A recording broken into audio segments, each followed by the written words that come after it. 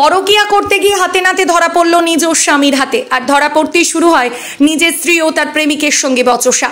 দীর্ঘ সময় বচসা চলার কারণে মানুষের ভিড় লেগে যায় ঘটনাস্থলে। ঘটনাটি ঘটেছে কোচবিহার রাজবাড়ি গেটে।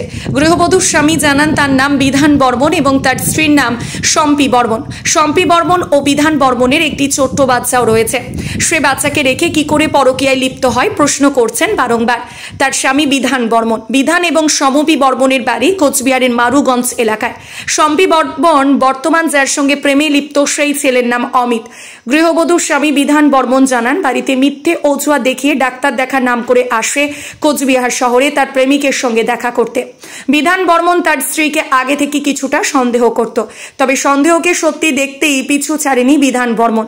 তাই বিধান বর্মন চলে আসেন কোচবিহারে। কোচবিহার রাজবাড়ি গেটে আসতে না আসতেই হাতে নাতে ধরে ফেলেন বিধান বর্মন তার স্ত্রীকে শম্পী বর্মন ও তার প্রেমিক অমিতকে। উল্লেখ্য এখান থেকেই শুরু হয় বচসা বিধানের স্ত্রীর প্রেমিকা অমিত নামের ওই যুবকের সঙ্গে। বিধান বর্মন জানান তার স্ত্রীকে আর তিনি গ্রহণ করবেন না। শুনুন বিস্তারিত। দাদা কি হয়েছে আজকে?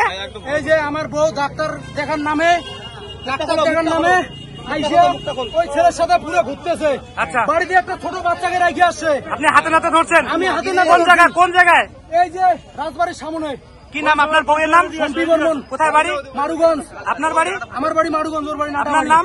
আমার নাম বিধান বর্মন। আর যে ছেলের সাথে সম্পর্ক তার নাম কি? ওর নাম জানি না। কি নাম কি? নাম কি? নাম কি? অমিত। কতদিন থেকে সম্পর্ক? কতদিন থেকে সম্পর্ক? কতদিন থেকে সম্পর্ক? কতদিন থেকে সম্পর্ক? এই দেখুন এখনো বলতেছে চিনে না। কি ছেলে না? হাতে নাতে ধরছে। কতদিন থেকে সম্পর্ক? সম্পর্ক দিদি কতদিন থেকে সম্পর্ক? দিদি কতদিন থেকে সম্পর্ক? আমার কাছে ছবি আছে।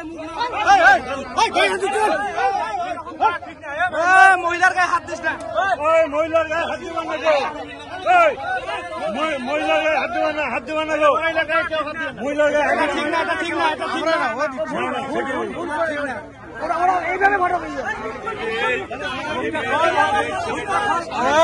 এখন আপনি কি চাচ্ছেন? কি চাচ্ছেন? আমি একে চাচ্ছি না। ওর বাবা মার কাছে জানা হয়েছে? বাবা মা আসার অপেক্ষা করবো আমি। আচ্ছা, আসতেছে, ফোন করছি। ধন্যবাদ।